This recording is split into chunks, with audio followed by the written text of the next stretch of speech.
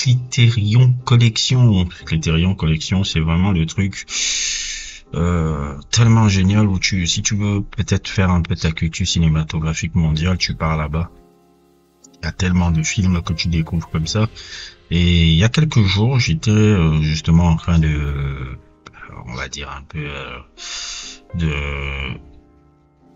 faire un peu un tour un peu dans ce fabuleux site internet Criterion Collection pour voir s'il y avait des films un peu géniaux que je n'ai pas vus, parce que bon, les gens disent que j'ai une bonne culture cinématographique, que j'ai une très grande culture cinématographique. Moi, dans ma tête, j'ai l'impression que j'ai vraiment rien vu. Il y a tellement de choses qui sont sorties, tellement de trucs, tellement dans des pays différents et tout. Donc, franchement, il faudrait avoir 100 000 vies pour voir tous les films qui sont sortis, etc. Et puis, je suis tombé sur cette affiche-là, assez particulière, avec deux personnages qui sont très importants pour moi, un peu du cinéma américain, et qui m'ont marqué aussi, personnellement. Je voyais cette affiche avec Peter Falk et John Cassavetes et tout. John Cassavetes, déjà, qui fait partie de mes réalisateurs préférés de tous les temps et qui est un incroyable acteur aussi. Et puis, je suis tombé sur ce truc-là, je ne le connaissais pas, et l'affiche m'a attiré. Je me suis dit, oh, ça a l'air très dans un film. Je savais pas que Peter Falk et John Cassavetes avaient joué dans un film ensemble. Et le film s'appelle Mickey et Nicky. Mickey et Nicky, qui est réalisé par une femme qui s'appelle Ellen May.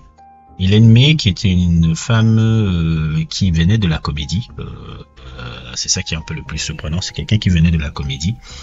C'est pas quelqu'un qui on pouvait voir qu'il pouvait faire une sorte de crime polar un peu, on va dire un peu crime movie, un peu comme on peut le voir un peu avec ce truc là. Et j'ai plus ou moins un peu regardé un peu les informations sur elle et tout. C'était une femme qui était d'abord une actrice, elle venait de la comédie, après elle est tombée dans la réalisation, et elle en a plusieurs films qu'elle a sortis que j'ai pas encore vu et que je vais essayer de découvrir un peu le truc. Elle est un personnage importante de l'histoire du cinéma. Tarantino est même fan d'elle. Il y a même une review de Tarantino que je vais vous mettre aussi en description un peu pour que vous puissiez voir aussi comment sa perception de ce film qu'il le considère comme un chef-d'œuvre. Et je suis d'accord avec lui, c'est un putain de film, voilà, qui a écrit et réalisé ce film. Et Mickey et Nicky, franchement, c'était une claque, hein. Et si vous voulez un peu que je vous résume un peu ce film-là, imaginez un peu un film qui ressemble à... Je dis pas que ce sont les influences, mais c'est juste pour vous donner un peu l'idée là, et pour les cinéphiles qui ont déjà vu ces films dont je vais citer un nom. Imaginez un peu le East of Eden de Elia Kazan. Je pense que c'est Elia Kazan qui avait fait ça, oui. East of Eden d'Elia Kazan avec James Dean, mélangé à Training Day de Antoine Fuqua et écrit par David Ayer. Dans le truc avec Denzel là. Imaginez un peu ces deux films-là.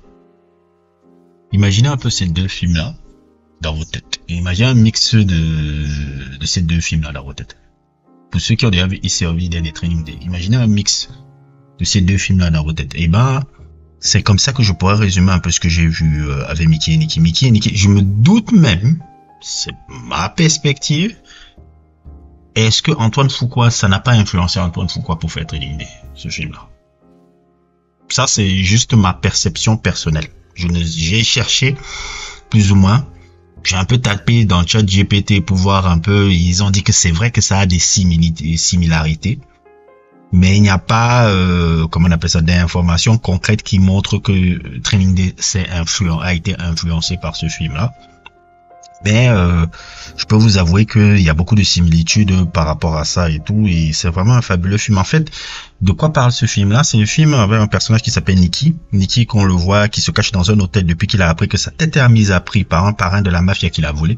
Et il appelle à la rescousse un peu son vieil ami qui travaille aussi qui est aussi dans le milieu un peu du crime haute et tout, pour lui tirer d'affaire. Et tout au long du film, ce qui est génial, tout au long du film, on va les voir essayer de passer la